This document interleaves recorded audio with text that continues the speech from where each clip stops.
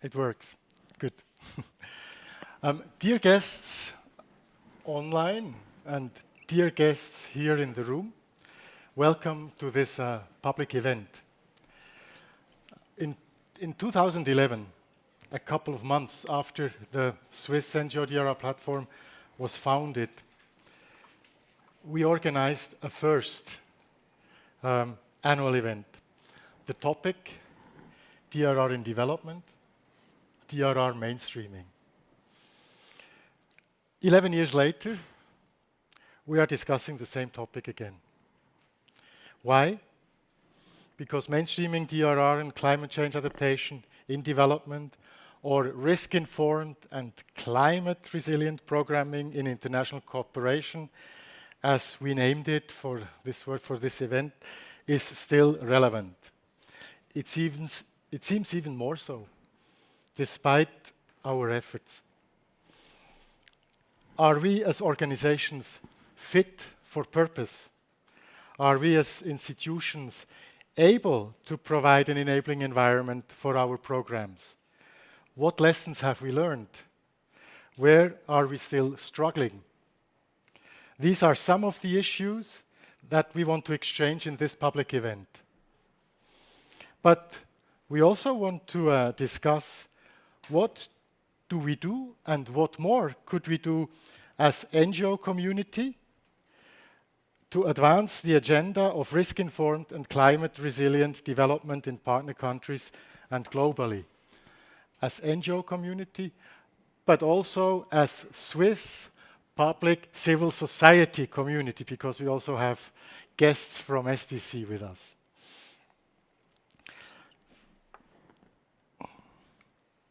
Wow. Let me share the program. We will start with a summary and key insights from the practitioners' workshop that we held in the last 3 days. Marcus Oxley, Director, Resilience Solutions Associates, will address us online with his thoughts on risk-informed development and, let me have a look, rethinking development cooperation. Following this is a moderated talk show hosted by Rupa Mukherjee and with invited guests from platform member organizations, GNDR, the Global Network of Civil Society Organizations for Disaster Reduction, and SDC. You will have the opportunity to contribute to this discussion by addressing your questions to the talk show guests. After the closing remarks, you are still invited to an apéro. At least all present here in the room. I'm sorry again for the, that's the thing about hybrid events, you know, the virtual guests. In that sense, after this event, they will be second-class guests. Sorry about that.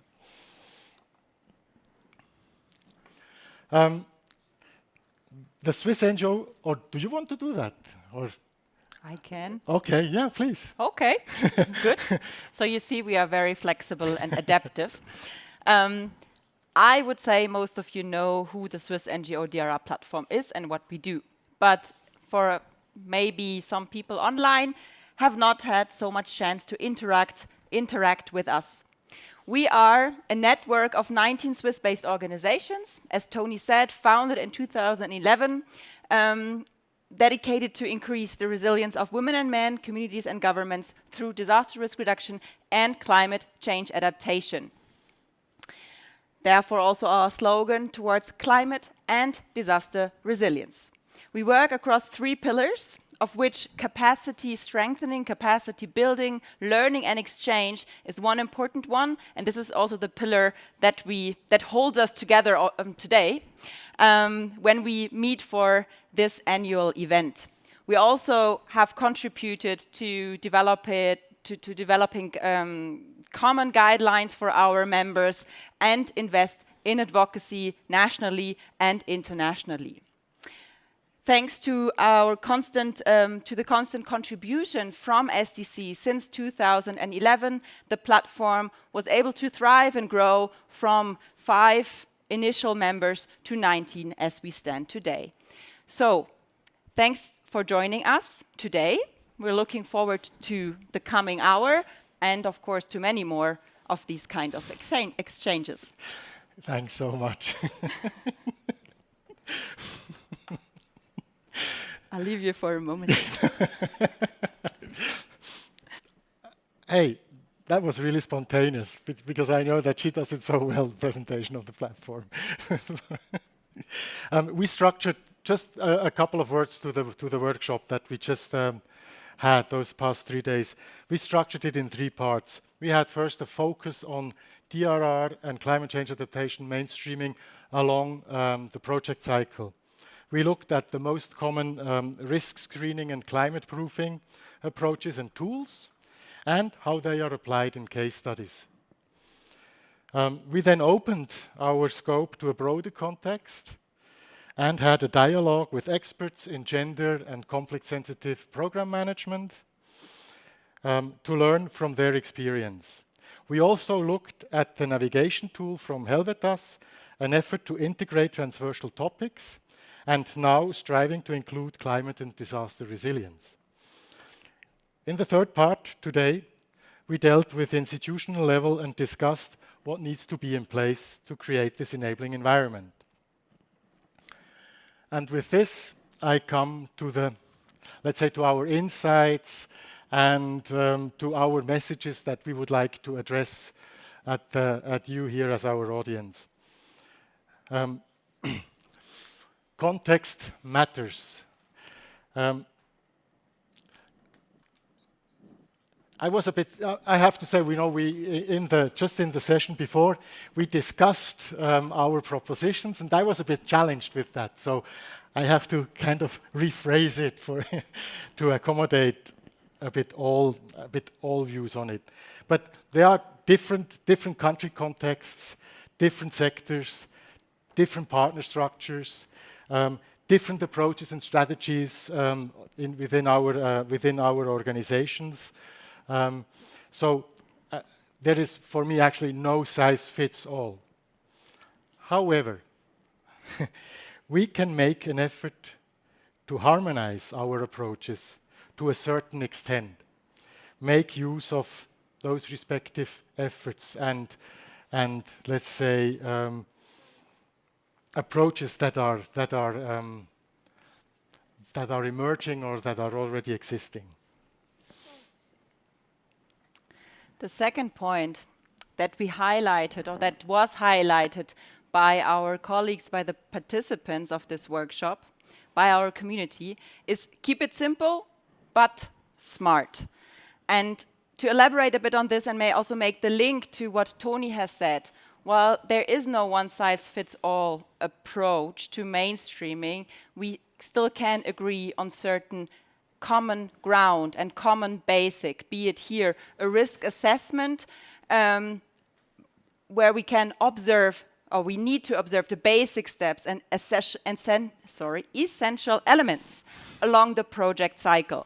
And what I mean with that is that in screening, before we are really entering into the planning stage, what are the major steps we need to keep in mind? During the assessment in our planning phase, what is the common ground that we can agree on? But then also simple indicators, but at the same time measuring our mainstreaming approach, because we also found out what's not in the indicators, it's hard to keep track of.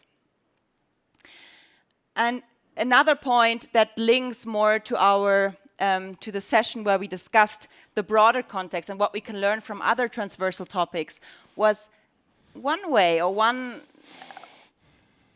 step towards overcoming the so-called mainstreaming fatigue and also people being overwhelmed with so many topics of mainstreaming and considerations to make is to move from the disruptor that we are, as we are mostly dealing with risks to the general projects and programs, more to an enabler or an improver, or insert a word that fits well.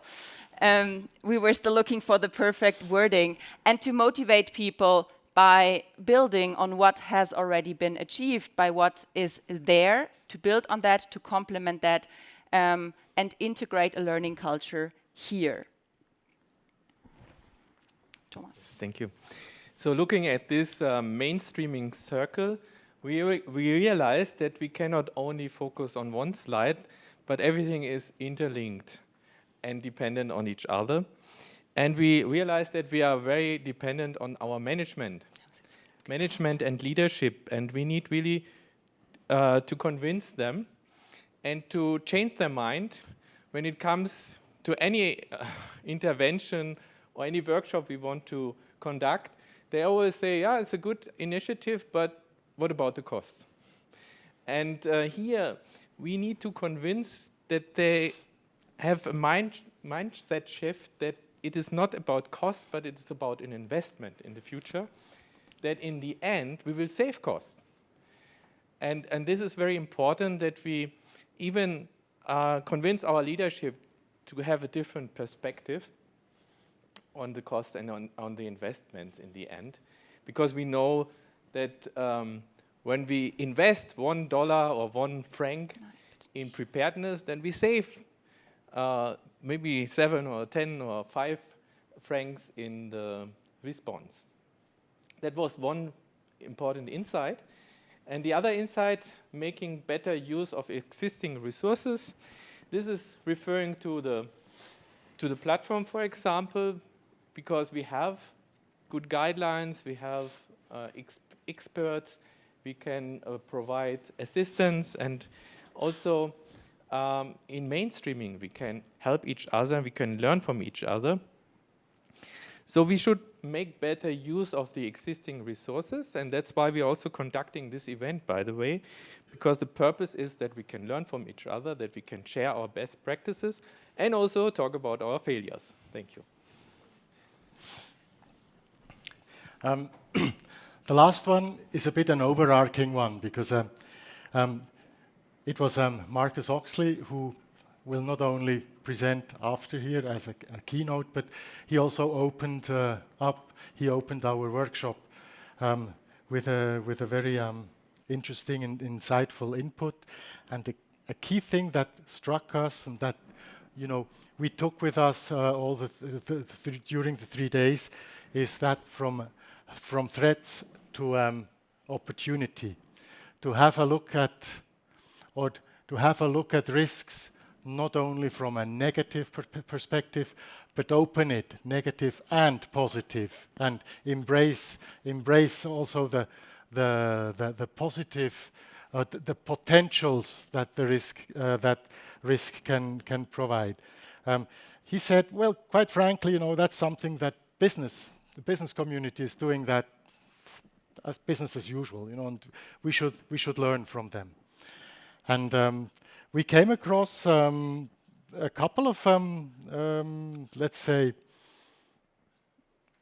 approaches that where we see opportunities from risk. A very known one is nature-based solutions with multiple benefits there. I mean, and I think I stop here.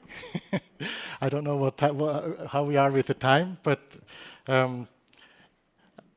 it's a good. I think it's a good credo to take with us from threat to opportunities. And with this, I think we close the slides. I hope that Marcus is online. Marcus, do you hear us?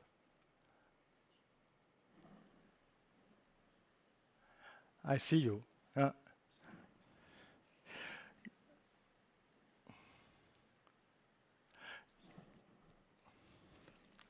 Yeah, just a second. Okay, good. But it's good, really good to have you again with us. Great. Yeah. Let me welcome and introduce Marcus Oxley as our keynote speaker. Marcus is a senior consultant, policy advisor, and practitioner with 30 years operational experience working for international organizations across Africa, Asia, and Europe. Between 2007 and 2017, Marcus was the founding director of the global network of GNDR, established to strengthen the ability of civil society to work collaboratively in partnerships with relevant stakeholders to prevent disasters and advance risk-informed development. And it's from that time that we know Marcus and that we have been working with him or him providing support or sharing experiences with the platform. In this role, he served as the principal civil society interlocutor in the UN negotiations of the Sendai Framework for Disaster Risk Reduction and provided policy inputs to negotiations of the Sustainable Development Goals and climate change agreements. In 2018, Marcus established a consultancy practice, Resilience Solutions Associates, providing research, capacity strengthening, and technical advisory services to address climate and disaster resilience, adaptation, and sustainability challenges for private and public sector clients. Thank you, Marcus, for joining us online. Please, you have the floor. Okay, thank you, Tony, and lovely to be back again. I was with you on Wednesday, so I hope you've had a very thought-provoking and useful few days. So I'm going to share some thoughts on risk-informed development and ideas about risk. It's funny, you know, I was joking with a colleague earlier about this different perceptions of risk, and as an Englishman, I would say there's a high degree of negative risk that England might be knocked out of the World Cup tonight. Now, if I was a Frenchman, I would say there actually is a very strong positive risk that France might actually knock out England of the World Cup tonight. So this is the same event, but a very different perception of that event. And of course, in many ways, I often say that disasters are just the other side of the coin of development. So disasters are an indicator of unsustainable development. Also, in understanding what knocks down our development also gives us a unique insight into how to build back and how to build better before a more resilient, more sustainable, enduring development. So just anyway, listen, I'm going to share a screen with you, and I've got a few slides just to go through. So hopefully this will come up on your screen. So just give me a nod when it's there and I'll put it on the big screen. Is that there? We see the comment section on the side, so maybe yes. Yeah, you got it right. Now it's okay. correct. Yeah. Okay, so I've called this rethinking development cooperation because I think really it is our development cooperation really which should be the exemplar of what this risk-informed development is meant to be. So let me go through this. So let me just first of all explain why this is important. So what I'm showing you here is a slide that the UNDRR presented at the Bali Global Platform a few months ago. This is their biennial report called the Global Assessment Report. And what they basically were saying is that what they project by the UN's own figures, which are usually quite conservative, is that they expect over the time frame of what's called the Sendai Framework. So this is a framework that started in 2015 and ends in 2030 with an aspirational goal of a substantial reduction in disaster risk. What they actually project is that we are going to see a substantial increase.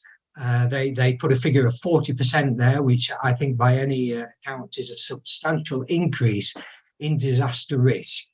So what they're saying is that despite our progress in DRR, and nobody is trying to deny that we are not making progress in DRR, but despite that progress, creation of risk is actually increasing faster than our ability to manage it. So that really is a very, very important, statement to get our heads around. And also, when we're talking about the climate adaptation agenda and climate mitigation, I also read the recent report there, the climate adaptation report, with a similar story. We're not saying progress has been made, but it's too little and it's too slow. And of course, the default of this, if we don't mitigate quickly enough and if we don't adapt enough, then ultimately it drops down into loss and damage, which is a form of an emergency relief fund.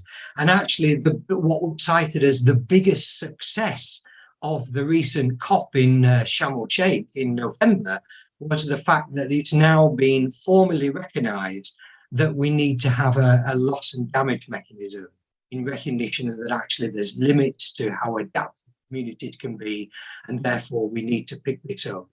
And of course, in the equivalent of the disaster management world, UN OCHA is saying that actually the need now for humanitarian assistance is at an all-time world record in terms of the numbers of people and the costs. And if we think that it's going to take an awful long time to actually capitalize the loss and damage fund, it's likely again that the ultimate default of the inability to get to grips with this climate emergency, to get to grips with disaster risk, is going to ultimately default down to this increased humanitarian need. It's likely what UN OCHA is already saying is at an all-time high, is likely to go further. So these are very, very sobering figures, if you like.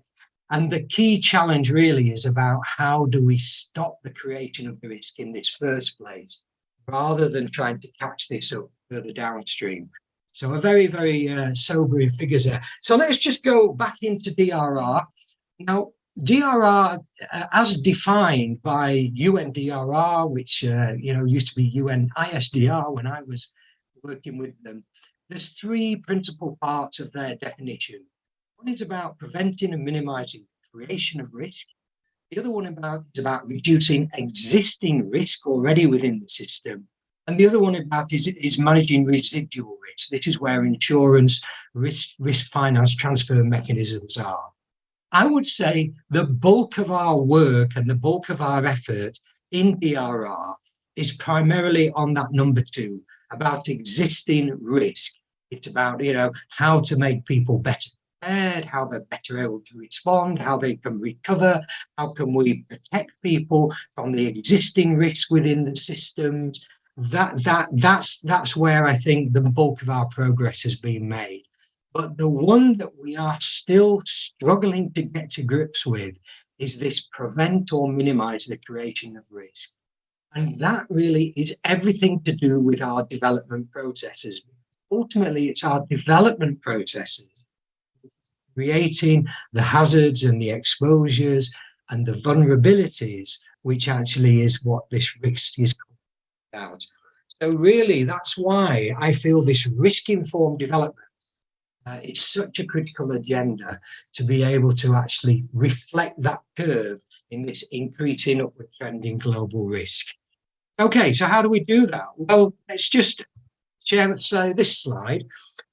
Now, this really is, it might look a little bit complicated, but it's not really. So basically, if we look where most people are working in mainstreaming DRR, they're working in that orange, in the yellow rectangle there. They're working at trying to mainstream DRR into our sectoral programs, into our agricultural programs, our water, into our territorial or urban planning processes, municipal planning processes, and it's considered to be a thematic cross-cutting issue. A bit like gender, a bit like climate adaptation. The idea is that actually we will, we recognize there's a risk there, and therefore we will make sure that risk is taken into account into those development sectors. Except for a whole range of reasons, it just never quite happens at the scale that we need it to happen. Not least because that risk actually is growing, it's compounding, it's cascading across multiple other sectors. It's like a snowball running down the hill. it's growing and it's getting more momentum as it's going along, and it's crashing into other systems, which is cascading down. It's an avalanche effect, and it's governments at the subnational local level that are responsible for implementation of these projects and projects. They just don't have the capacities. They don't have often the skill sets. They're working within quite siloed, sectoral frameworks. So it is enormously difficult to deal with systemic risk on a sector by sector basis. So what I'm arguing here is that actually what we should be doing is looking further upstream, saying that we need to work downstream, we need to work at that operational level, but actually we need to go upstream and say, what is it that's actually creating this risk in the first place?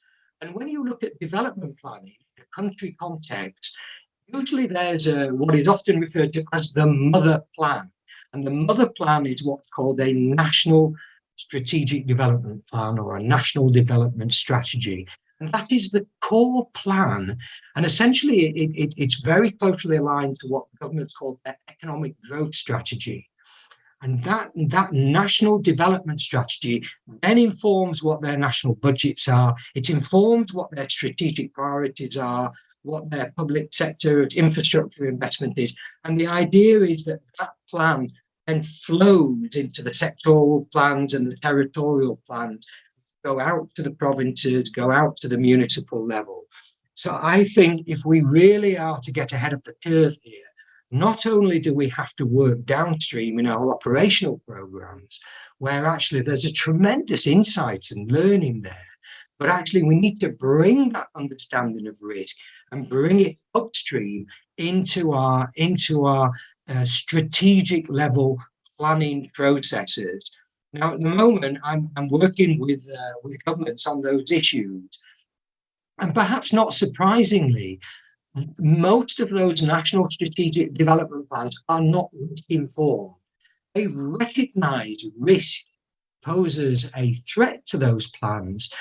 That risk is seen something that is a force majeure. It's something that is exogenous to the development process, rather than recognizing risk actually is indigenous to those development processes. They're internal rather than external. And if we don't deal with it at that strategic level, it's nigh on impossible to catch up downstream at the operational level. So that's where I think we've got to rethink our balance of where do we put the emphasis. It's about both strategic and operational, something that is, external, internal, exogenous, endogenous. So there's a bit of a thought there based on some of my experiences on working with governments at this risk-informed development agenda. And of course, as Tony mentioned earlier, it does require an enabling environment. Now, this is an example of an enabling environment that I've been working with governments with, and with GIZ, German Development Cooperation. And in actual fact, Tony, when I looked at this, it does actually have a high overlap with the, I think it's the OECD mainstreaming framework, the mainstreaming categories that you've been working with within your group. So, I'm not advocating for an alternative framework here, but I think there's a lot of overlap there. But the point is, it's not just about one single aspect. It requires an understanding of why systemic risk and risk-informed development is important. It requires a political emphasis, a strategic prioritization to address this in development processes, not just downstream, but upstream in strategic planning processes. It requires the mandate to do that. It requires the resources to build the institutional capacities to do that. Of course, this risk is systemic. It has to be dealt with in a collaborative partnership way. And ultimately, as was pointed out, I think on the first day, we are never going to be able to eliminate all risk. That's not the objective. It's understanding what is an acceptable level of risk and what are the upside risk as well as the downside risk that Tony referred to in the opening speech. So here's some of those challenges. I know you've been unpacking this over the course of the last few days, but I think it starts at the higher level. It starts at the vision. You know, this has to be recognized as a strategic priority, because if we don't get to grips with this risk, it will pose an existential threat to our very development paradigms, which are meant to be lifting people out of poverty. The raison d'etre of development, if you like, is to lift people out of poverty.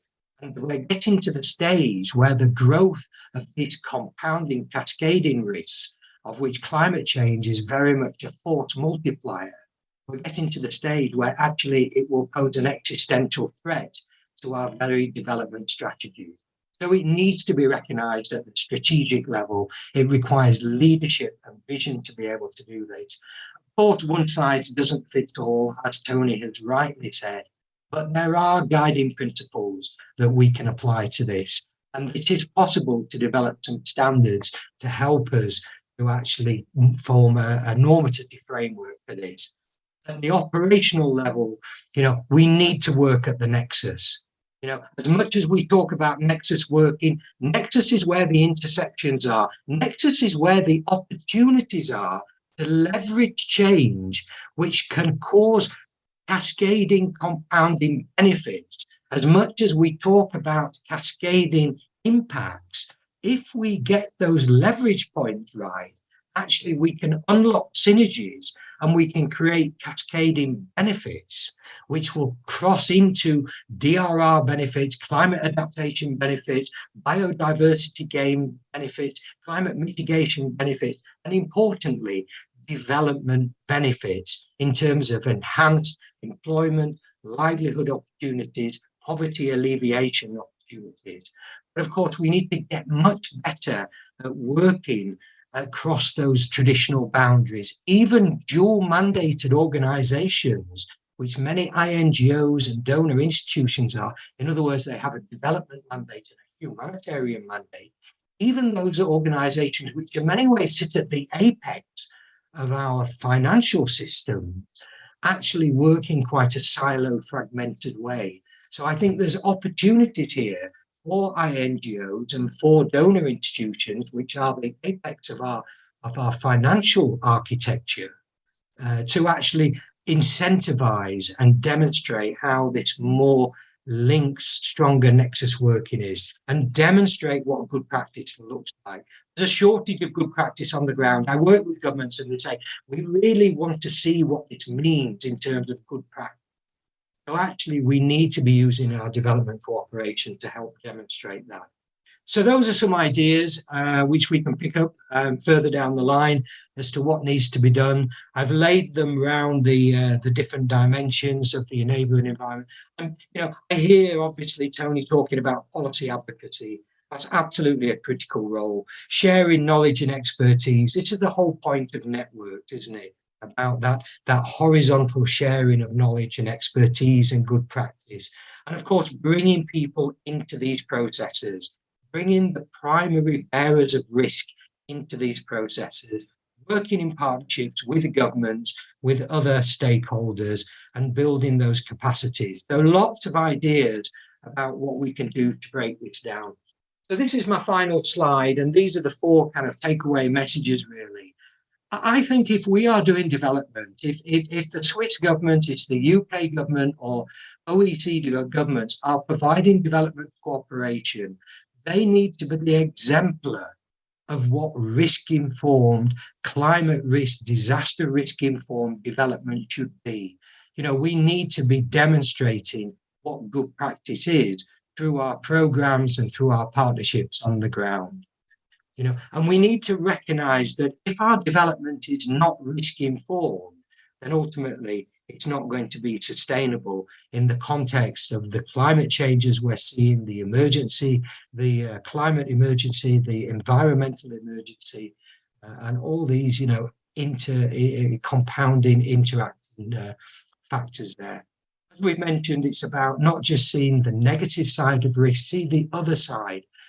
Working at those nexuses unlocks the potential to build synergies, to unlock synergies, to cascade the benefits down, to get the return on investment across a wider range of things rather than just being very narrowly determined. But of course, it has to be done locally, which I think is one of the strengths of people who are working on the ground, that understand their local cultures, the local context, and are able actually to develop appropriate solutions on the ground. So there's an awful lot in that. I'm going to stop there. I think we've got a bit of a discussion session now, haven't we? So shall I stop the screen share there, Tony? Is that the plan? Yes, please. Yeah. Okay. No, I should not look there, but there, because that's where Marcus is. Okay. Thanks a lot, Marcus, for sharing your insights into the topic. Thanks also for highlighting those potential entry points and actions for civil society and governmental organizations, and for sharing your thoughts on how to rethink development cooperation. Of course, and that is no surprise, I liked that you mentioned again this concept from threat to opportunity, and I just had to say that again. But because it has been accompanying throughout the workshop. But I stop here. Because that's not my task, and I will leave it up to the talk show guests to reflect on your thoughts.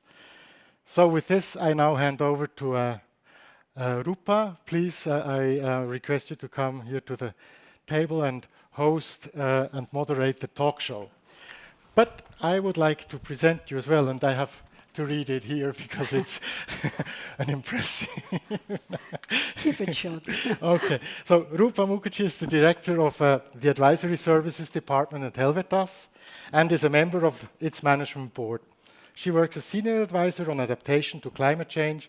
She has a long-term experience in India and advisory experiences in several other countries in Asia, Africa, and Latin America, among other in Bangladesh, and that's where we met for the first time, right? Some time ago, actually. Rupa was a lead. That's also good. Rupa was a lead author of the 5th and 6th assessment report of the Intergovernmental Panel on Climate Change on impacts, adaptation, and vulnerability to climate change.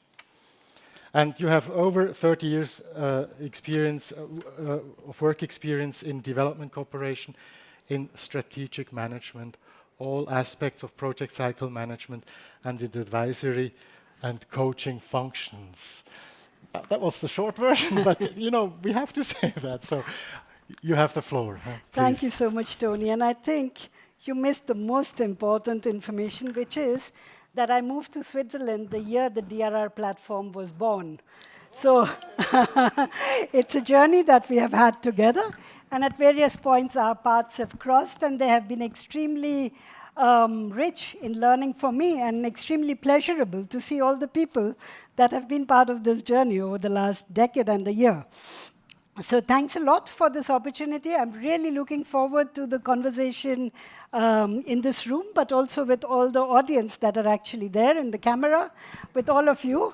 And before we proceed, I would really love to welcome the great panel that we have here.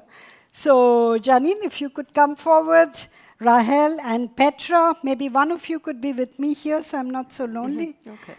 Yeah, thank you so much.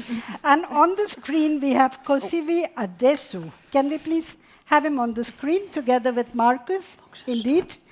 Great, fantastic to have you both here. And Marcus has already been introduced by Tony. Let me have the pleasure to introduce Kosivi Adesu. He's the regional lead of West, Central, and North Africa, and the thematic lead for climate with the global network of civil society organizations for disaster reduction, which we all know as GNDR. He has studied international law. He's a strong advocate on loss and damage. I think I saw you at the COP, as well as towards localization and shifting power to community-led processes. Delighted to have you with us this evening. Here with me, we have Janine Kuriker. I have known her also for more than a decade. Yes. She's the head of the thematic section of Climate, DRR, and Environment at SDC here in Bern. But she's also got 20 years of work experience in Peru and India, and has significant hands-on experience in designing very important programs, and also, I think, working with SECO at one point, right? On the other side, we have Rahel Hurseler. She's the co-head of Development Policy and Thematic Advisory Team with HEX EPR.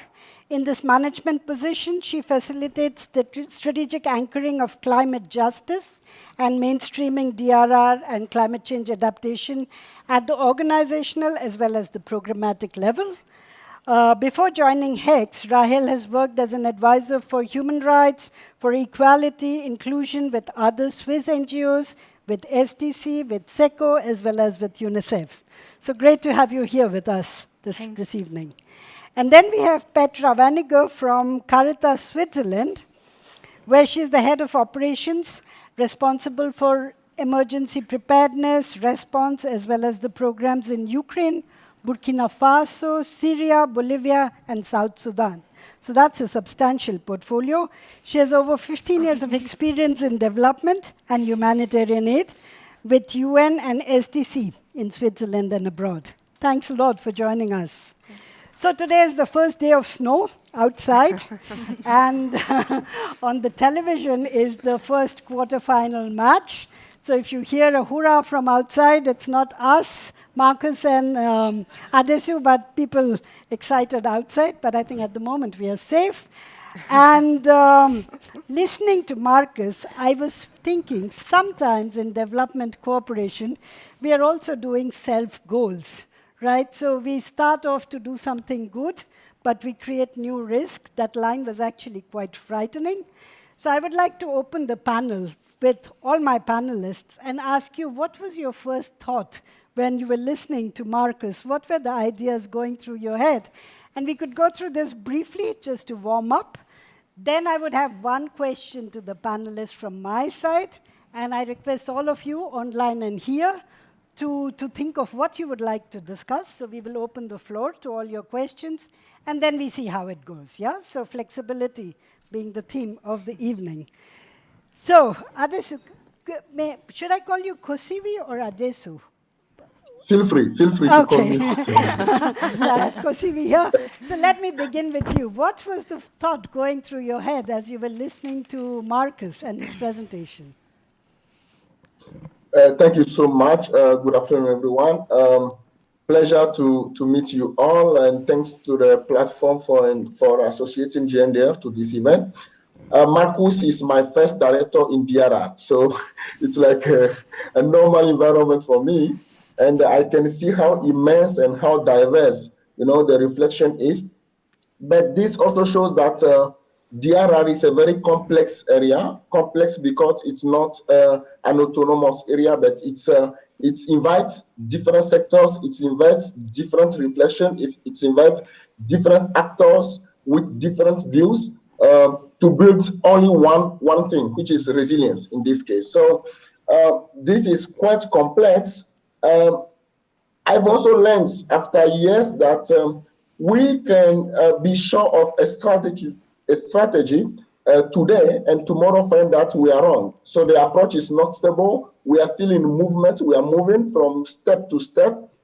As Marcus said it clearly, from the Hyogo framework to the Sender framework, we've moved. There was a big shift, and that shift is also seen and experimented on the ground on daily basis. So there is no definitive answer, I would say, but we are in the progress with good faith and a lot of evidence from the ground that are leading our process. Thank you. Thank you very much. And indeed, learning and constantly re-evaluating and building. Very important thoughts. I come to you now, Petra, and feel free to build on what Kosivi already said. What were your first thoughts?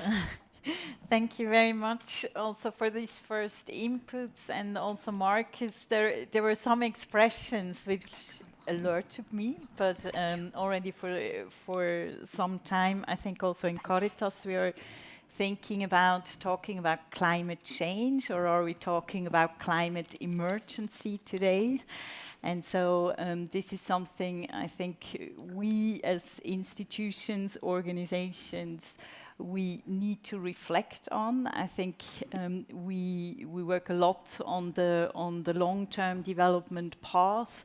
As soon as we come to more and more emergencies, we see the difficulties to be prepared for the risks that have arisen, that we have the eco-friendly climate-reduced impact in our emergency response. I think there we have some further steps to go in our preparedness.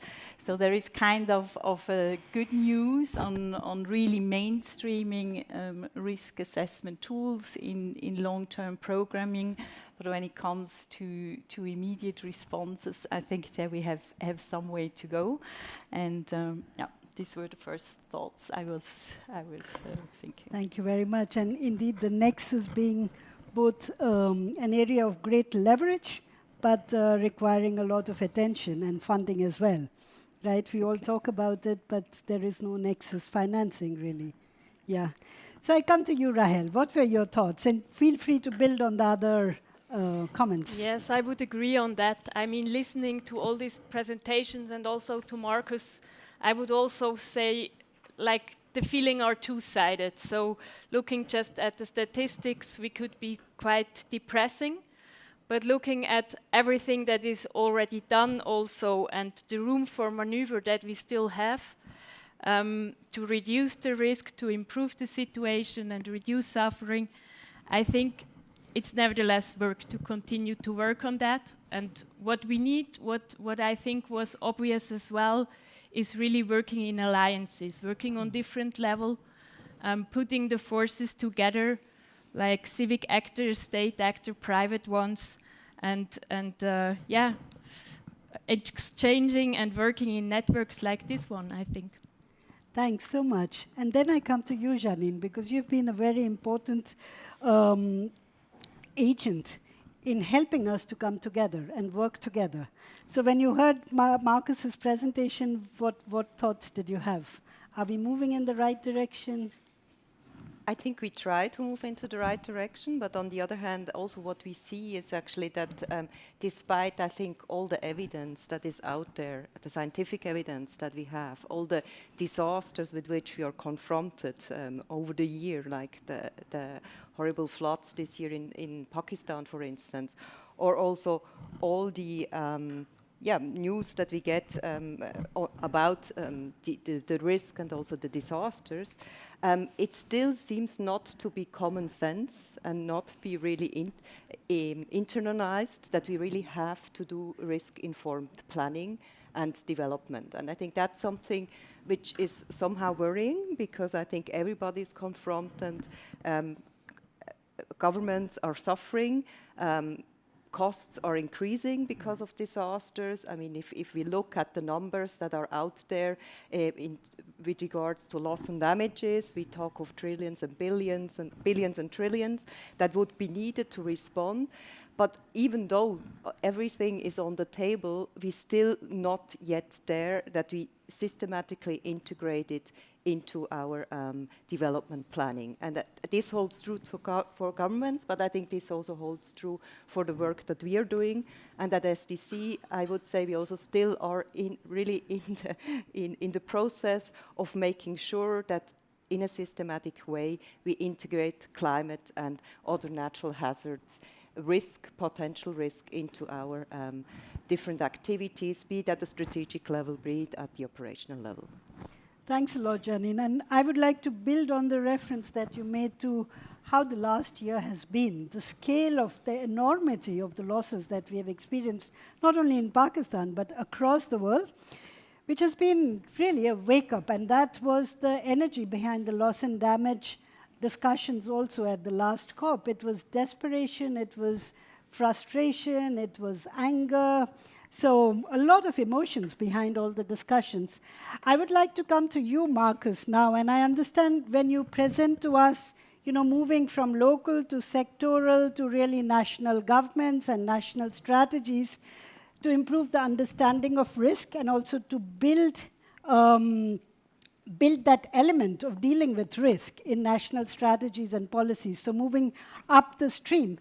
Do you find good examples of governments picking up this concern and reflecting them in how they do their planning or resource allocation? Are there some good examples? Well, at the operational level, there are definitely examples. But in terms of, when I've been looking at the national development plans, so this is a plan that is usually put together with advice from the World Bank and the UNDP. And when I look at the tools that they use to understand what their, basically when you look at the National Strategic Development Plan, it's an economic growth strategy. Because as I've said earlier, that is the rationale of a development, is that this is how we are going to alleviate poverty by growing our economy, which is going to create jobs, livelihoods and employment. That's the core of the plan. And when I look at that, I see that the tools that they use, and they often use tools to try to understand what the country's, what they call the competitive advantage of their country is, because it's felt that if you can understand what your competitive advantage is, and then you can play to that and attract inward investment, attract private sector investment, which is going to grow the economy, which is going to create the employment. And when you look at those tools that are being used by the UN and the World Bank, they are seeing risk as something that is exogenous to the process. And therefore, they are trying to capture that risk further downstream through mainstreaming into the operational plan. So I'm not seeing it at that national level. The only country that I'm working in at the moment where I see the government now is really looking at this and is open to this as they are redrafting their national strategic development plan is in Lesotho in Southern Africa. And Lesotho is what's called it's the water tower of Southern Africa. So it's a very small percent landmass, 3% landmass that provides nearly 50% of the water into South Africa, Namibia and Botswana. And they are losing the water in their water tower. Of course, if they lose that, they lose their energy systems, they lose their their industrial growth strategy, they lose their domestic water supply, their agricultural water supply. So it's at the stage when the UN say it pushes us towards existential limits.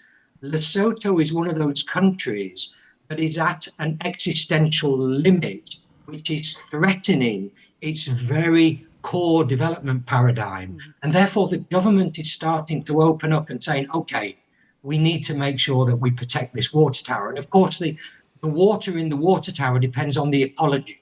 It depends on the environment, because it's the vegetation and the environment which stops the water running off the mountain and infiltrating into the sponge of the mountain.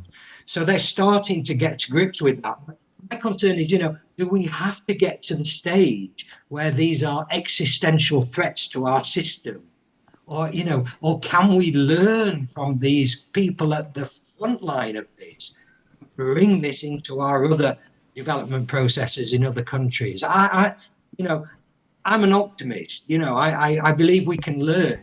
I can believe I can teach my children. You don't have to put a hand in the fire to realize that it's actually a bad thing to do. We can share this knowledge and expertise, and I think development cooperation should be the exemplar of that. Thank you, Marcus. That is very concrete, and that brings me to my question to you, Kosevi.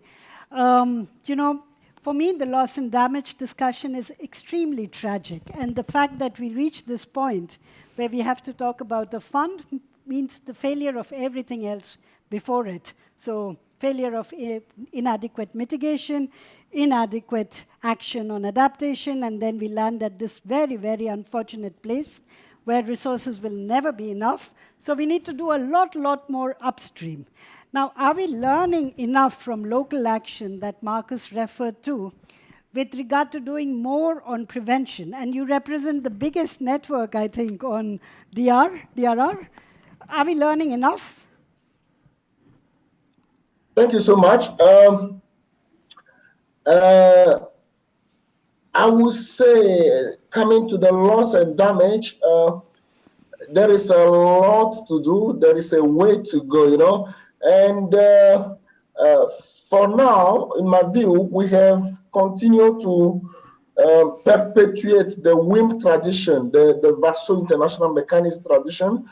And I think it's time to go beyond that mechanism while keeping it as the starting point. That's my first view. And, you know, when Marcus was defining the risk, he mentioned two keywords, minimize and, if my notes are correct, and prevent. And if you go to the Article 8 of the Paris Agreement, then you hear about minimizing, averting, and addressing, which means that there is a common point among these two different thematic, if you want, where it's important to convey, to invite the members to sit, I mean the actor to sit and reflect on how to work together and to integrate, you know, both topics in the same basket. You know, when we are talking about risk-informed development, then we are thinking about anticipation. We are thinking about, because we talk about the strategic level and also the implementation level. And I think the question you ask can find its answer in another question, you know, to what extent our governments are integrating DRR and climate change in the policies. And Marcus has been speaking about Lesotho. I can give the example of Niger in West Africa, for example, where we know today that the government has a department on humanitarian affairs and loss and damage and DRR. And in my last exchange with the Minister of Humanitarian Affairs and DRR in Niger, himself, he's lost. You know, when we talk about climate change, that he's lost. And it's the evidence that our leaders have not yet reached that level of understanding the importance of joining both and coming together and planning together. And this is where the role of the civil society organizations are extremely important. You know, I used to say that the COP, I was not disappointed after the COP. I was not, and I know I can shock some people, simply because I say now we have at least theoretically, we have the fund for loss and damage. We have the mechanism. Yes, but countries fail to agree on phasing out or down the emission of greenhouse gases. And I said, that's fine.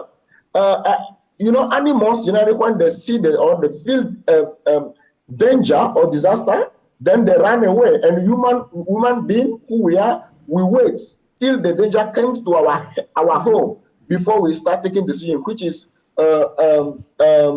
sad, but that's where we are.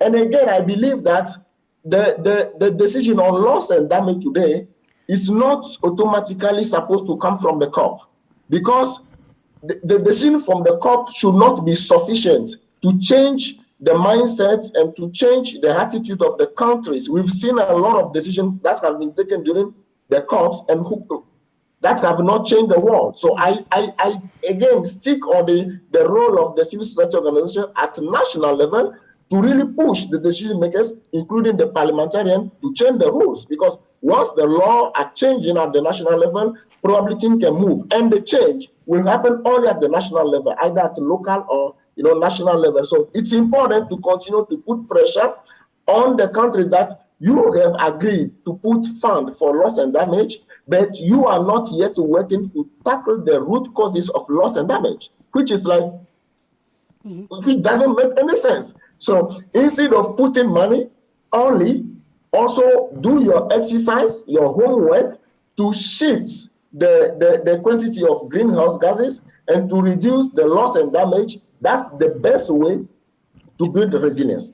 Thank you. Excellent points. Thank you so much. And this linkage back to actions that we take is so vital, so important to do that consistently at all levels. That brings me actually to you, Janine. You did fantastic work in India unpackaging for specific states the risk graphic that Marcus shared, the IPCC graphic of risk being a combination of the hazard, vulnerability, and exposure. And you shared that with the governments. Did it open new possibilities of looking at risk reduction with governments?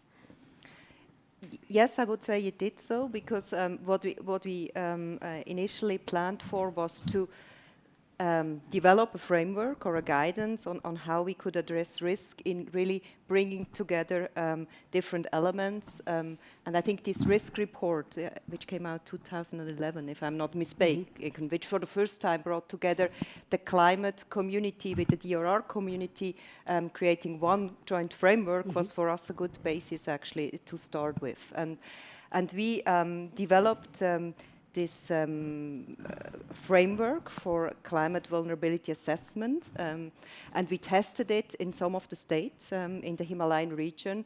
And based on the experiences that we made, really seeing what worked well, what was difficult, how could we adjust it, we managed to come up with a common framework for the entire Himalayan region.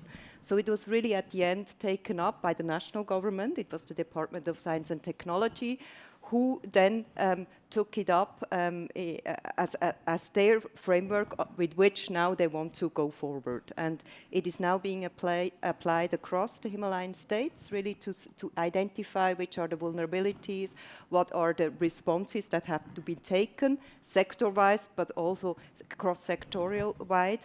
And and with this, we really have now, I think, a sound instrument in order to take risk-informed, I would say, decisions in the planning, but then also in particular also when it comes to making decisions about investments. And I think that was a vital piece of work, because this is the mountainous Himalayan region where the government would like to build a 4-lane highway, etc., etc.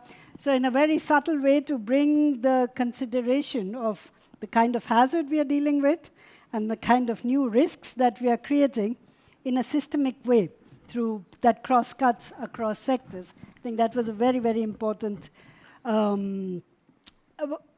competence that was given to the partner governments also to assess. But I come back to us now in the development sector, and I would like to come to you, Rahel, and deepen a little bit this discussion about incentives and accountability that was highlighted as an important factor contributing to enabling an environment for risk-informed development. What kind of incentives and accountability measures do you apply in your organization, and what are the lessons that have been learned from that? What could you share with us? Yeah, maybe I can start with a very small story from HEC's side. So we have had resilience many years as a cross-cutting issue, what we are discussing now again. And then we struggled with this cross-cutting way of implementing the topic. And then we decided to have a strategic goal regarding climate and disaster resilience. And we had this for a time in our strategy. And actually, after all this process of mainstreaming, of putting it as a strategic goal on itself, we realized that it needs both. So we really tried to anchor it as a mainstreaming topic and also as a strategic goal.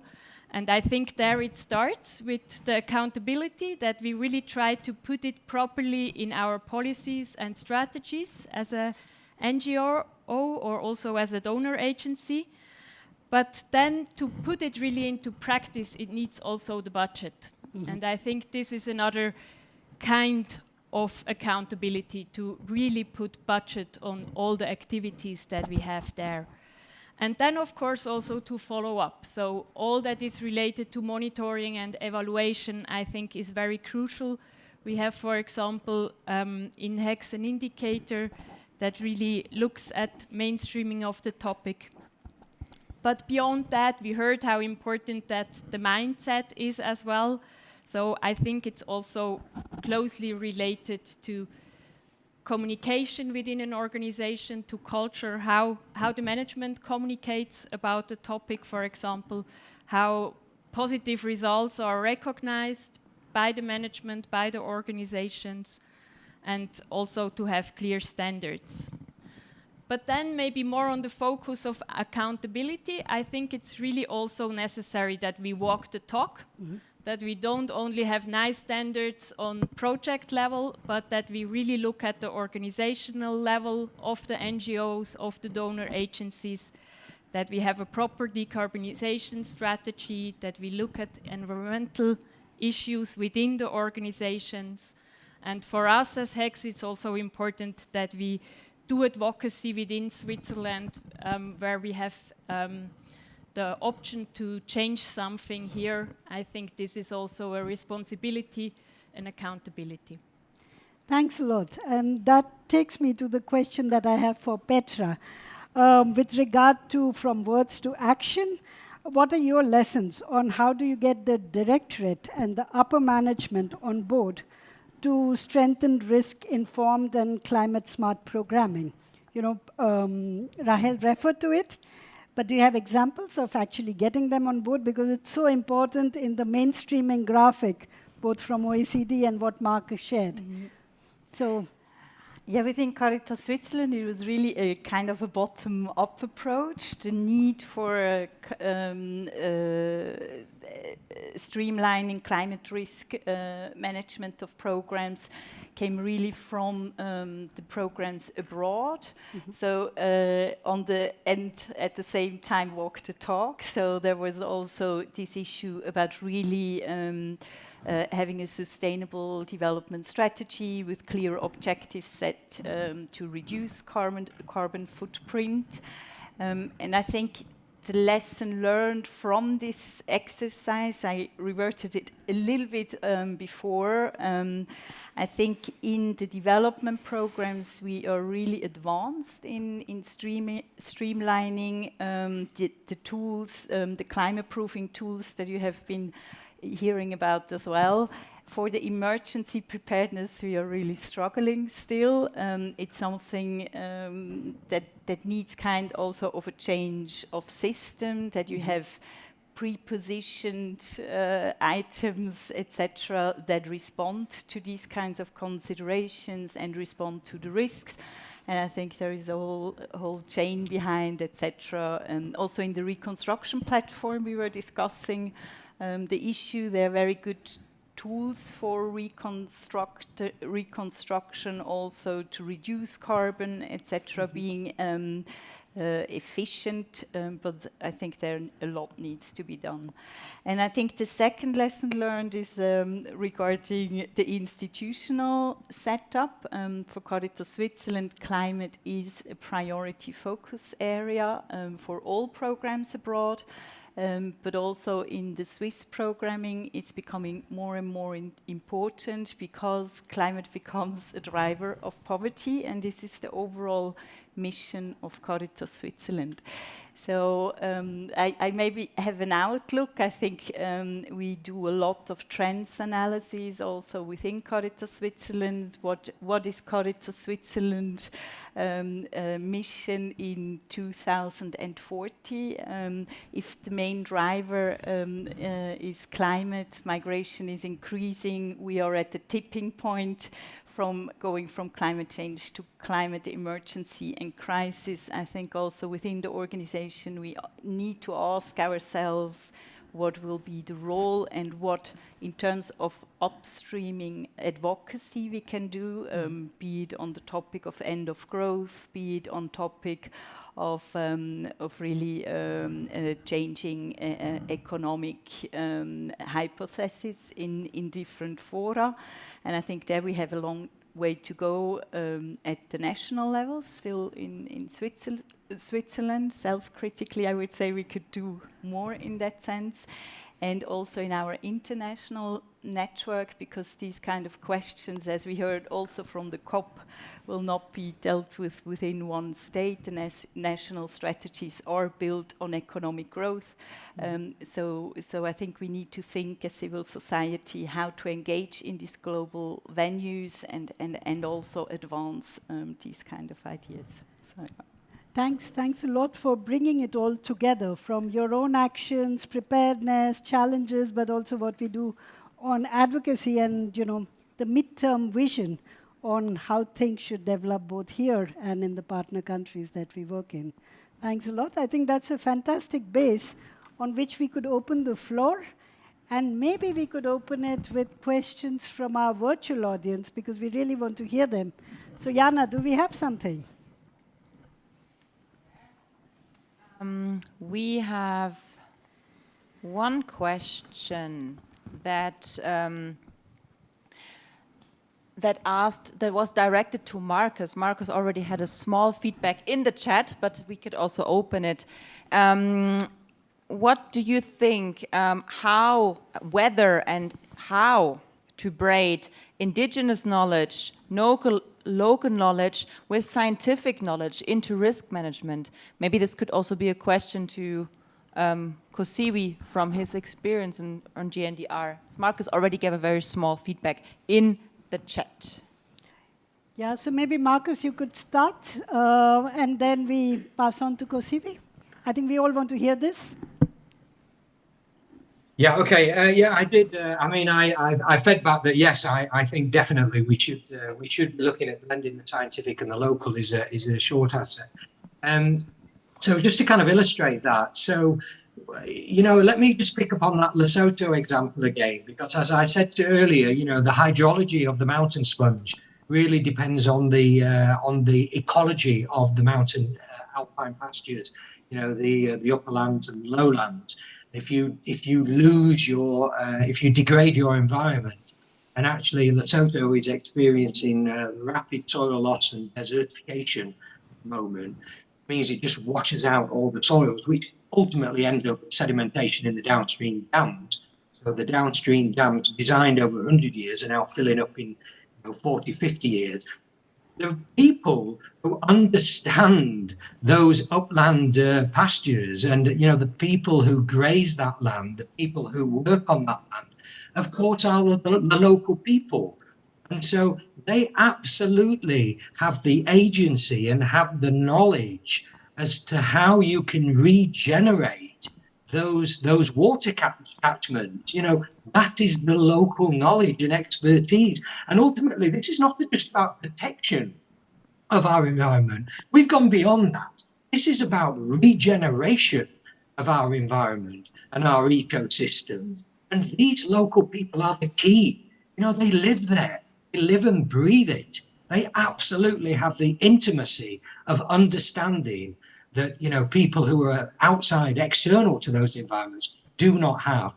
So they have the agency, they have the knowledge, they have the expertise, and they absolutely have the self-interest to make sure that this works for them and their future families. So they need to be brought into the processes, and we need to value and respect that, because if we need to get the job done, we need to ask the people who actually have to do it, the people who are bearing that risk.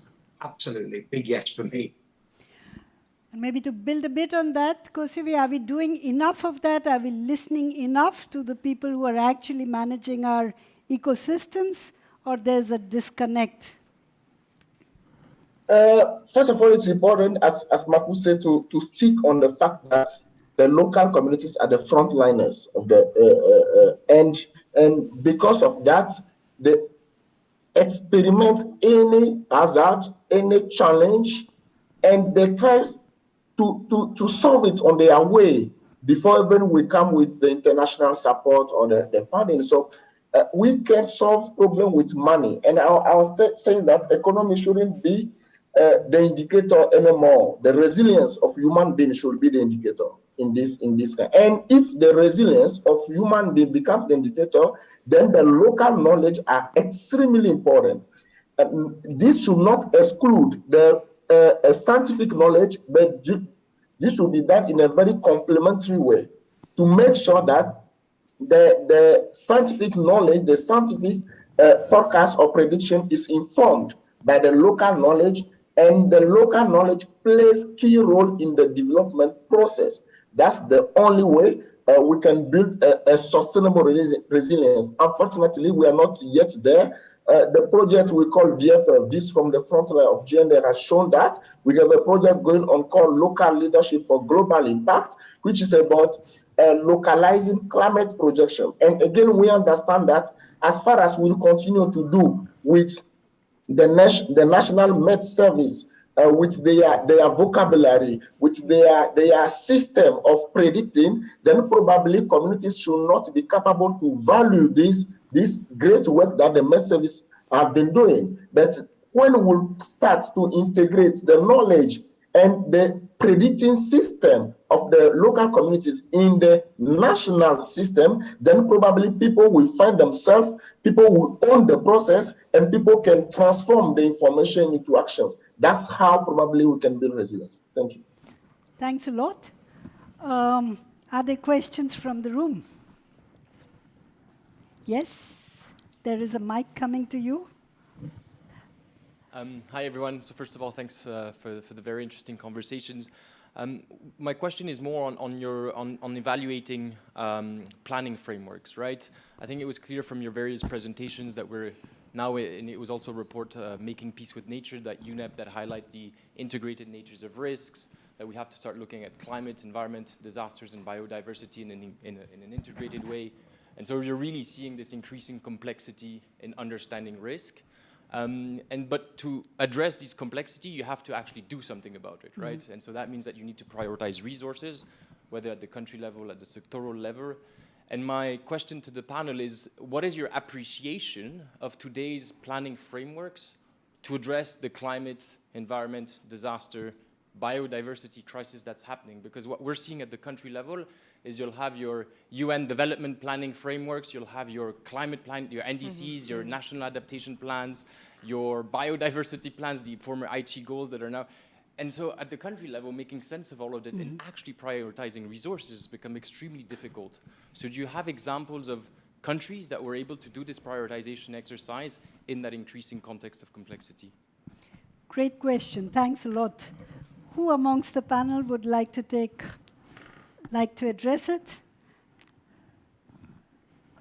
Janine, do you want to start? Maybe I can just confirm what you said. I mean, that's also what we observe, that you have a multitude of plans that are being developed, no? And depending on which ministry has the lead, I mean, it also takes a specific focus. So I think that's something we really struggle with, and that we also try to, from the donor side, also to avoid. I mean, in a sense that, because often the response to a problem is, oh, we have to establish a new plan, we have to develop a plan. But then it's not really taking into account all the resources that are needed, and it's not taking into account the cross-cutting issues.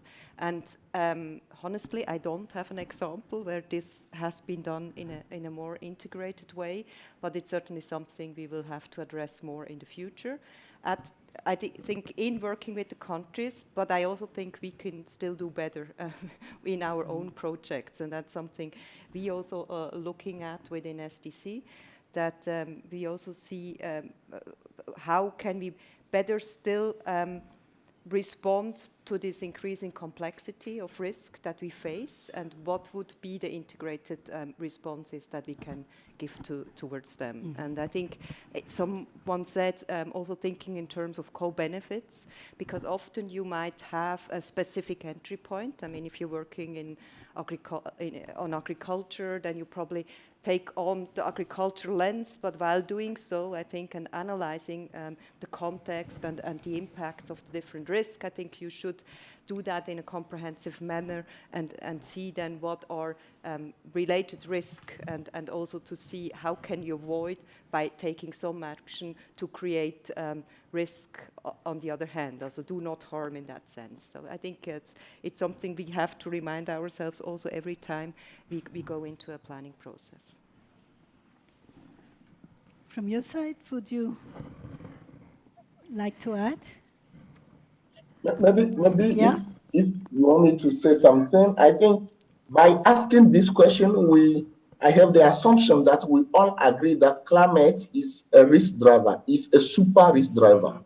And therefore, there is no sense, in my view, to have, for example, what we call National Adaptation Plan, and then have a letter, the Civil Protection Agency working on DRR without talking to the Ministry of Environment that is leading the climate policy. So, for example, I was very happy this year at the COP because for the first time I personally tried to talk with the government of Togo, and I told them, you know, there is no sense for you to come to the COP as Ministry of Environment without the department responsible of DRR.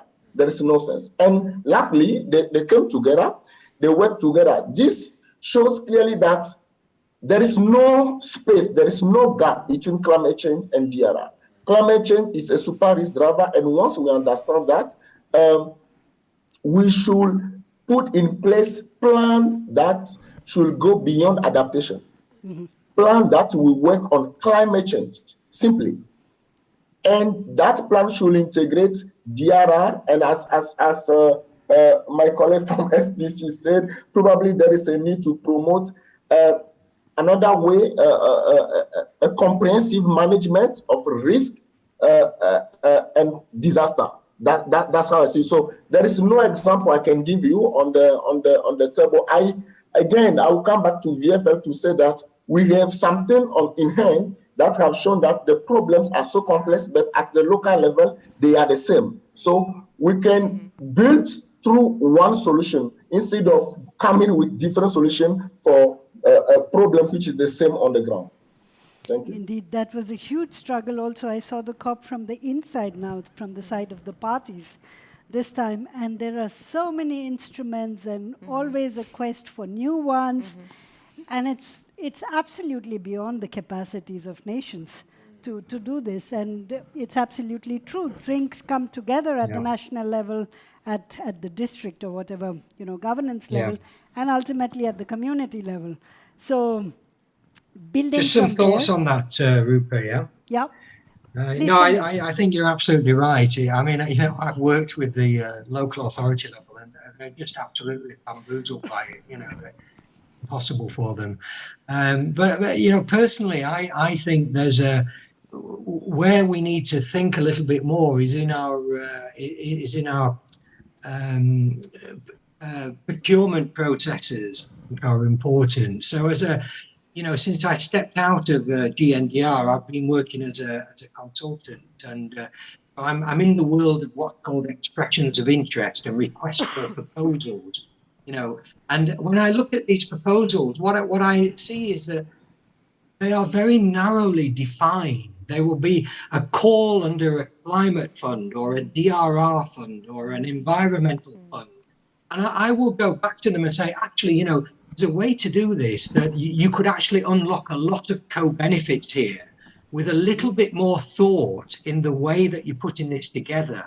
You could actually tick a lot of boxes here and get a much better return on your investment.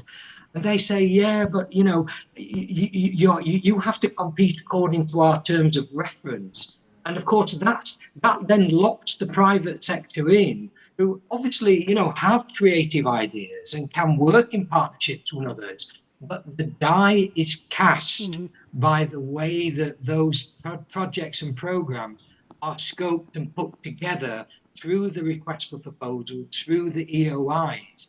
And I think that's what we need to get much more smarter in the way that we should be selecting projects that demonstrate they are ticking the DRR box, they are ticking the CC climate adaptation box, they are ticking the mitigation box, they are ticking the biodiversity box, and really, making sure that our investments are really holistic in the way that they are being conceived and designed and actually evaluated before they go through to actually build and operate. So I think it's partly the way that our system is is much too narrowly defining these, and it's a lot to do with the funding structures. That's the thing, and and it's the institutions that sit at the apex of those funding structures, whether it's the development banks or whether it's the government. They have a leverage and influence over the way they are put together, but we too readily default into this narrowly defined. I have it on my own doorstep. They're in the Thames down the road from me. They're trying to develop a flood protection scheme, and of course we're saying you could put some hydroelectricity generation on this at the same time, and they're saying, yeah, but the money's for flood protection, not for zero carbon power generation. Bring the two together. It's got to be a better return on investment. Yeah. Marcus, I hope you saw all the nods in the room, because everything that you said resonated with all of us here. We are all in that frame of responding to things when we actually see the logic of expanding and interlinking. And so would you, Janine, from the donor side. But it's really these co-benefits, these nexus, where there is so much potential. Is there another question? Yeah, Nicole. Hello, everybody, and hi to Adesso. We work together in GNDR, so hello. For me, I'm little bit more pessimistic, even so I share that optimism. I see that we should go for co-benefits, but on the other hand, I see as well that creation of new risks goes faster than reducing and managing the risks. And I'm just wondering, so how we get, you said, ahead of the curve, what is after 2030? What is after the SDGs? Should we advocate for kind of northern shrinking goals?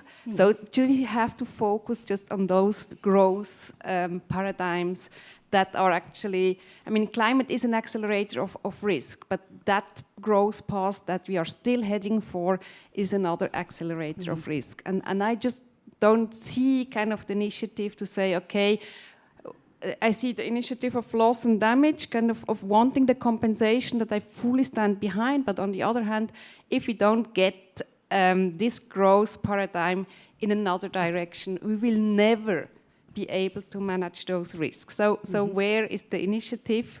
And I'm addressing to Adesso to say, okay, where is the initiative to say, okay, let's just formulate the next goals really towards the northern country and say, you have to shrink, you have to use less resources, otherwise we'll never, ever get ahead of this curve. I see that fully resonates with you, Adesso. Sorry, I've been miscalling you. Do you want to join voices with Nicole? Yeah, hi, Nicole. I'm happy to see you again, by the way. You are more than right. I think the disasters that we are experiencing today, we are facing today, are the direct consequences of our development system. So it's important to review the development system, but we are in emergency time. There is time, we are in crisis, climate crisis, and it's important to save life while changing the mechanism itself. So it's more complicated than it appears. And I continue to believe in the goodwill of our decision makers, but I'm also aware that they are financially limited. Sometimes they're also technically limited. So it's important, again, to invite all the actors to join the hand, because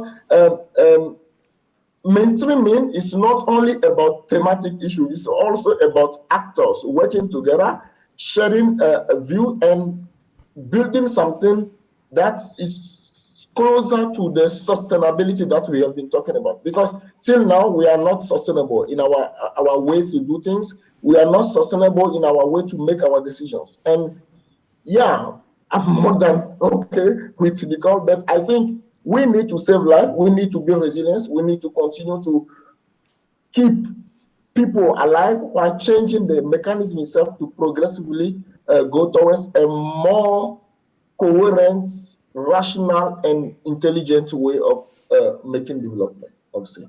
Thank you. Petra, you've been thinking about 2040. I thought this will come back. No, I think as civil society actors, we should lead this discussion. We should do it openly. It's decades, and I don't know for how long we are cooperating together in international cooperation. Let's put these things on the table, and I think there should be some advocacy coming from our organizations. I think it can be within Switzerland from these kind of platforms and other venues. It can be individual, the organizations. And again, it should also be in global networks. I think even in Caritas Internationalis, we have a long way to go in the strategy. There is still no climate on the strategic framework. So even within our networks, we have to advocate to put these points and sustainability on the agenda. And I think we have a responsibility here, and all together, I think it's one humanity in that sense. Yeah. Thanks a lot. Any burning questions? Because I know I stand between you and the apero and the goal by Neymar. Maybe we can still catch it. But I would still like to give Rahel and Janine and Marcus the opportunity of a last comment to close this session, because I think we talked a lot, but we realized that there's a lot more to do, and this is an ongoing conversation. So I don't pressurize to make you to make a concluding comment, but any last thought you would like to share? I just want to take up the statement from Nicole and also from you, Petra, as well. I would completely agree on that. Like, it's not anymore resilience or DRR or development that is going on in the global south, but it's really obvious that it's also about climate justice. It's about what the northern countries are doing, how they can reduce and contribute. And I think this responsibility we have to take on, and we should do it jointly, but we should do it with courage and soon. Ambition, yeah. Thanks a lot. Rahel, I come to you. Marcus? I think you might Yeah, be, okay, yeah. So I think the starting point is, your own operations, your own programming. So I think the opportunity there is for SDC and the Swiss NGO group to work together to, not necessarily, to me, it's not about additional resource. It's about using the resource that you've already got more wisely and really unlocking synergies and getting the greater return on the investment. But to do that, you've got to break down some of this fragmented thinking. You've got to start thinking more systems. You've got to understand what the complementarity of the partnerships are between state, non-state, local, national, international, and really bring this together in a complementary, coherent way. And I think that should be the exemplar that the SDC and the Swiss NGO should be aspiring towards, because it is badly needed. If we get to 2030 and the UN turns around and said, well, we had a 10-year Hyogo framework, we had a 15-year Sendai framework, both of them were about bringing about a substantial reduction. Actually, there was a substantial increase. We need another framework. Maybe we need a 20-year framework. We've lost the plot.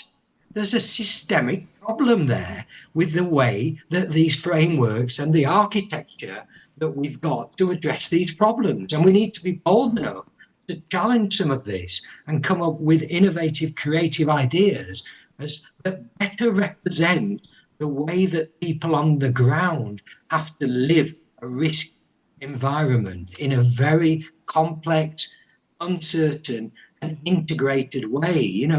People have to, they don't differentiate into this is climate risk, this is disaster risk, this is a poverty issue, this is an environment. I mean, the nexus gets stronger the closer you get towards where at-risk people are.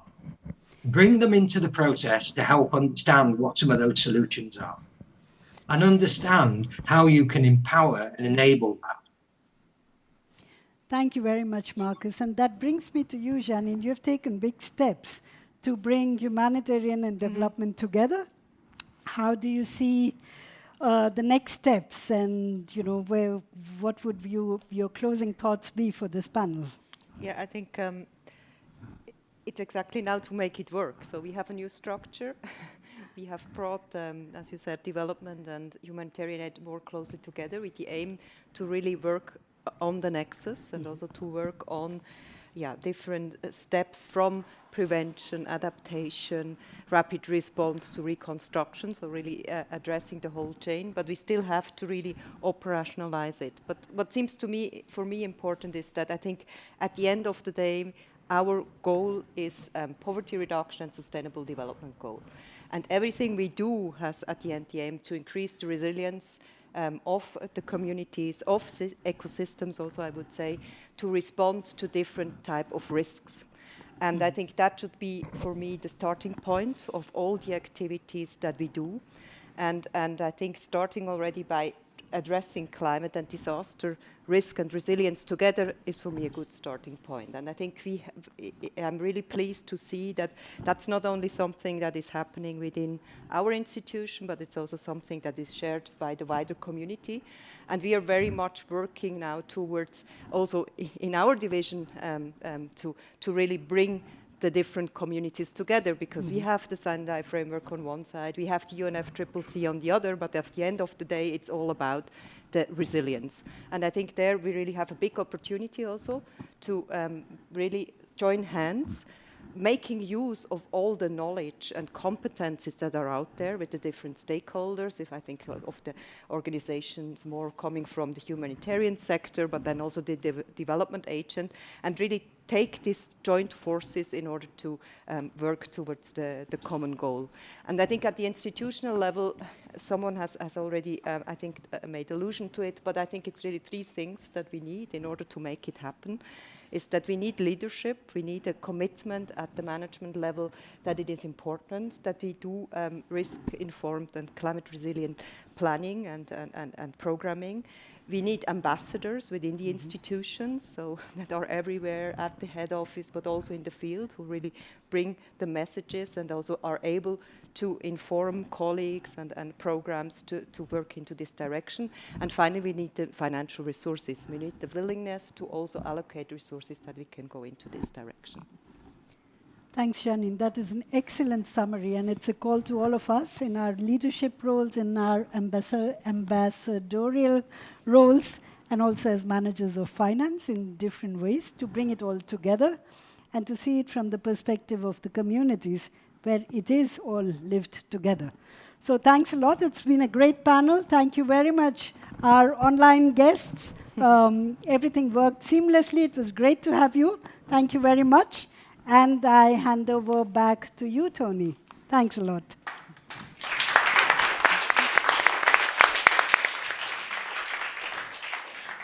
Let's just stay for a little minute. So thank you, Janine, Rahel, Petra, Adesso, and Marcus, for sharing your insights and your rich experience. And yeah, it's really nice, Nora, coming up. And just a small gift of appreciation for your support to this event. Huh? Yeah. Das muss schnell, nee. Nein. Herzlichen Dank. Hey, merci vielmals. Merci vielmals. Thank you. Cool, Nora.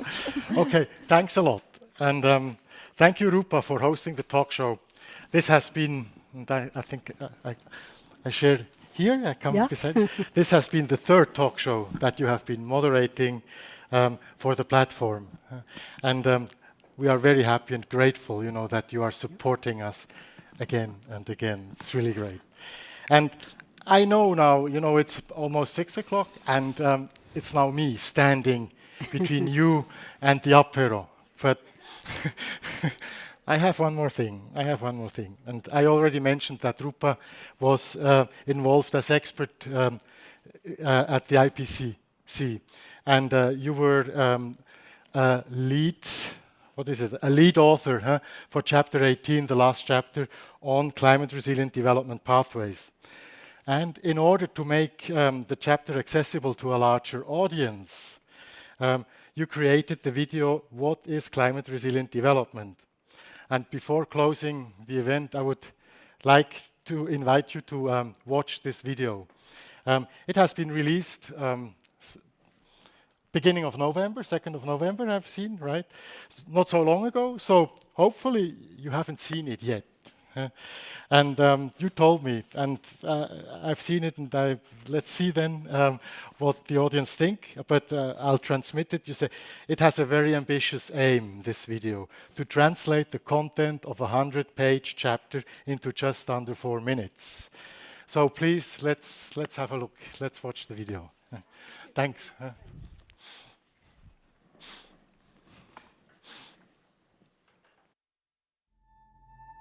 The poorest communities are those being hardest hit by climate change, as they are the least able to cope with the increasing impacts. Climate change acts as a risk multiplier for people facing overlapping challenges. They already have limited access to water, sanitation, health, and other services. They rely heavily on climate-sensitive livelihoods and often experience a lack of funding and a lack of accountability and trust in government. The COVID-19 pandemic revealed the vulnerability of development progress to shocks and stresses, potentially delaying the achievement of several sustainable development goals. Current development pathways are leading away from, rather than toward, sustainable development. Here's where climate resilient development proves to be a fundamental concept. It combines actions that reduce poverty and help people deal with the impacts of climate change, while also reducing emission of greenhouse gases that cause global warming. Climate resilient development would imply transformation in 5 interconnected systems: energy, industry, urban and infrastructure, land and ecosystems, and societal. For example, nature-based solutions such as protecting existing forests, agroforestry, climate-smart agriculture, and afforestation mitigate climate change and deal with its impacts, while at the same time contributing to improving livelihoods, social and economic well-being, and sustainable environmental management. There is a rapidly narrowing window of opportunity to implement system transitions needed to enable climate-resilient development. Past choices have already eliminated some development pathways, but other pathways remain. Regional and national differences and equity and justice considerations lead to different capacities and pathways for pursuing climate-resilient development. Countries have different starting points, challenges, and priorities. Some regions may prioritize poverty and inequality reduction and economic development over the near term as a means of building capacity to deal with climate change impacts and low-carbon development over the long term. In contrast, mature economies with high levels of resilience may prioritize climate action to transition their energy systems and reduce greenhouse gas emissions. Notwithstanding national and regional differences, development practices that are aligned to people, prosperity, partnerships, peace, and the planet could enable more climate-resilient development. Individuals are agents of change. As citizens, consumers, civil society, knowledge institutions, governments, investors, and businesses. They can tilt the balance towards more climate-resilient options. However, investing in nature and cities alone won't be enough.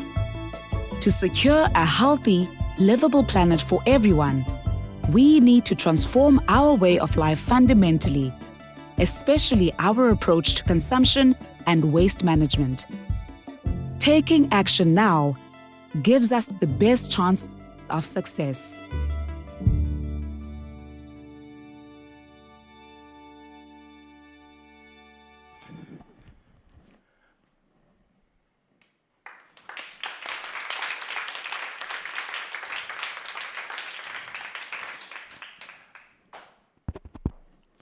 I think that this video is a very nice way to end our annual event 2022. It is critical. You know, it points, it says, hey, stop where you're walking and stop now, change your direction. But it also offers a solution, and it has this, how would I say, nice optimistic touch of it, you know, and that's what I really like about it, especially in a year like this one here.